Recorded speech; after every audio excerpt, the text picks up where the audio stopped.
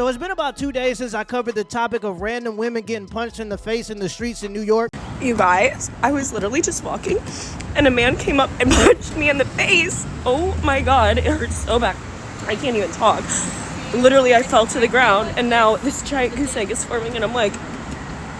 And over the last 2 days, I've seen about 20 more women come out and say they've been punched by random men in the face on TikTok. Oh my actual God, I literally just got punched in the face by a homeless man. Like, literally walking to the gym. Okay,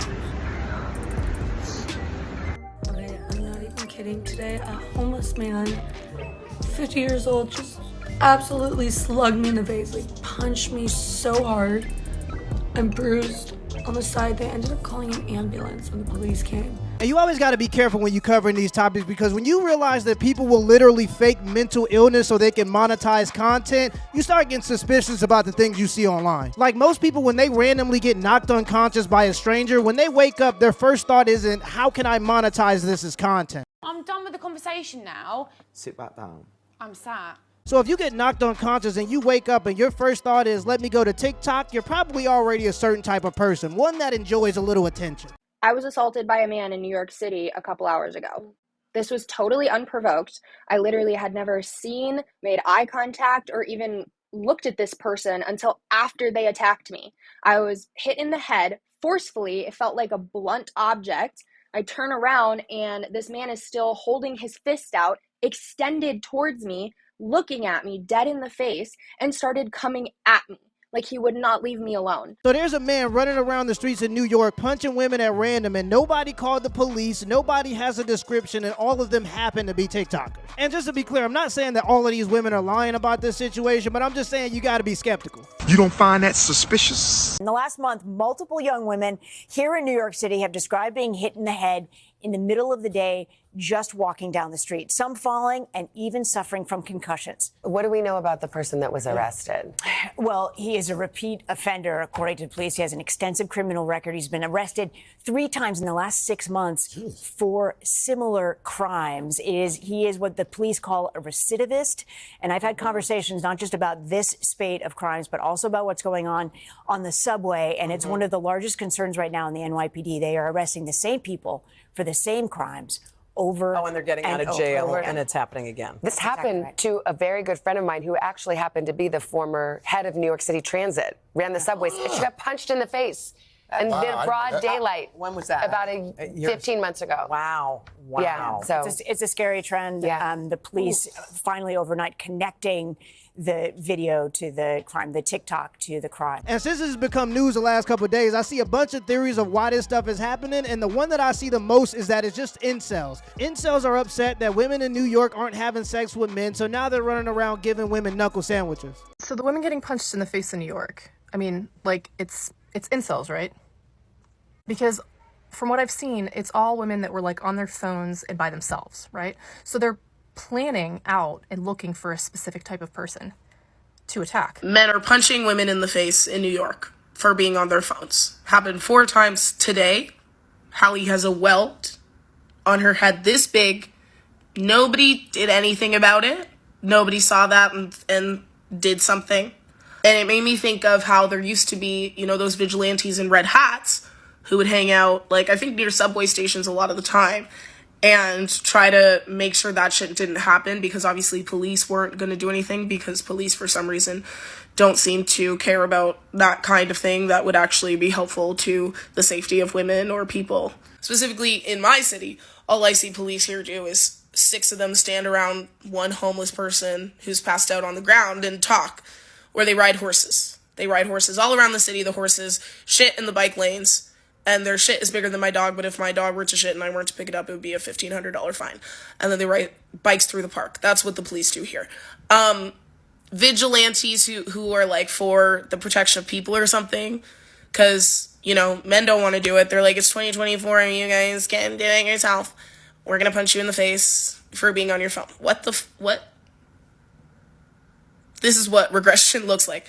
If you look in the comments of that video, it's littered with women saying that the reason why men are punching random women is because American women are joining something called the 4B movement. For those who don't know what the 4B movement is, it started in South Korea, and it's essentially where your wife doesn't want to have sex with you because you're not doing what she wants you to do, but for all the women in the country. So the misogyny and patriarchy has gotten so bad in South Korea that the young women are participating in this movement that they're calling the 4B movement. Women in South Korea are so tired of fighting against this bullshit that they're just opting out. So the 4 things they're avoiding is heterosexual marriage, childbirth, dating, and heterosexual sex of any kind. But yeah, ultimately this thing is about the fact that South Korean women got so tired of fighting against the system that was keeping everything in place that they just like, we're just gonna check out, we're just not gonna participate anymore. As you can see, it's absolutely having an effect. Because of the 4B movement in South Korea, the birth rate is so low that South Koreans are literally gonna cease to exist within our lifetime. Y'all gotta hear me. So because the men in Korea don't want to do everything the women in Korea want them to do, their solution is to drive the entire race into extinction. I have an idea. Maybe it's not incel men that are just randomly starting to punch women. Maybe it's because when you vote to defund the police and then you vote to take away people's Second Amendment right to protect themselves when the police aren't there, you have fentanyl addicts who are homeless on the streets, and instead of taking care of those people, you vote to bring in millions of other people who you take care of more than the people who are homeless. They get nasty.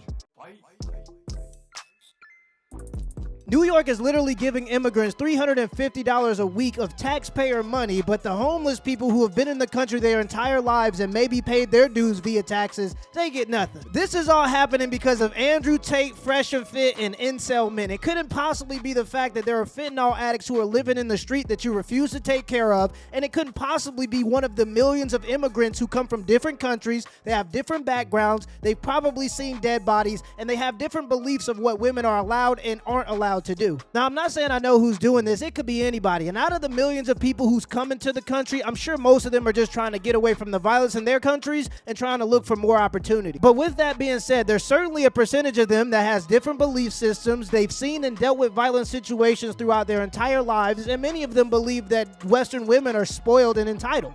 What more are girls gonna have to go through in order for it to be legal for us to carry something? Anything, like even pepper spray is illegal in New York. What you guys need to do is stop begging for your rights, get the hell off of your knees, and start voting like a big girl. For the past couple of days, all I've been seeing on my timeline is girls from New York who are complaining and crying about how they're just getting punched in the face randomly by random men on the street. Bam! They're just walking down, minding their business. Maybe they're on their phone, and they're just getting punched in the face, just randomly. Now, you're not gonna like this answer because I'm pretty sure your state has brainwashed itself into conning you guys into thinking if you vote for anyone else except the blue party, then you're somehow racist. But it's seriously time for you to wake up and realize that this party doesn't give a damn about you.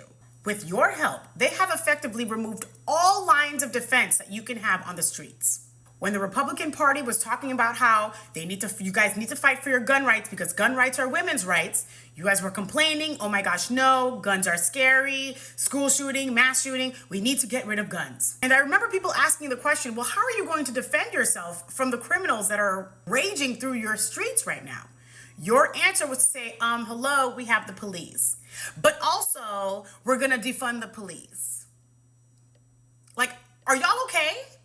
Because it's giving remedial. Look, if this was happening in Texas, you might get one. You might even get 2 women that are alone that are stragglers late at night. But by that third one, you getting shot in the ass. I know plenty of red, white, and blue Americans that can't wait to use their Second Amendment right. I don't think the people who are doing this because they watched a TikTok of Andrew Tate. I think it's far more likely that when you vote to release violent criminals, you bring in millions of people who have different moral values and different ways of life instead of taking care of the homeless people that are living on your street. When somebody's raging out on fentanyl or they have different belief systems and they want to get violent, they're going to be violent towards the most vulnerable people in society, and that's generally women. Let me know in the comments below if this video was a W or L, and give me the HBO special. That's our brother Al special. Hit the like and the subscribe button for more content. Till next time.